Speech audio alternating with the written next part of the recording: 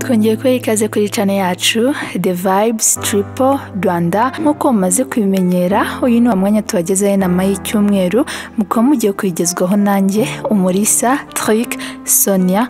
Insanganyamatsiko y'uyu munsi ikaba igira iti mbwira uwo mugendana ndakubwira uwo uriwe. Ubundi inshuti yawe nicyo gisobanuro cy'uwuriwe.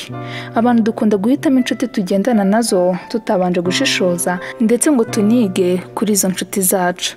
Kandi hari igihe wibeshya ku muntu ukagira ngo muhuje imico kandi wenda yarakwishanyijeho, ugasanga mubaye inshuti z'akadasohoka agatangira kukwanduza ya mico atakweretse gahoro gahoro, ugashiduka uyisanzemo kubera inshuti mbi gusa.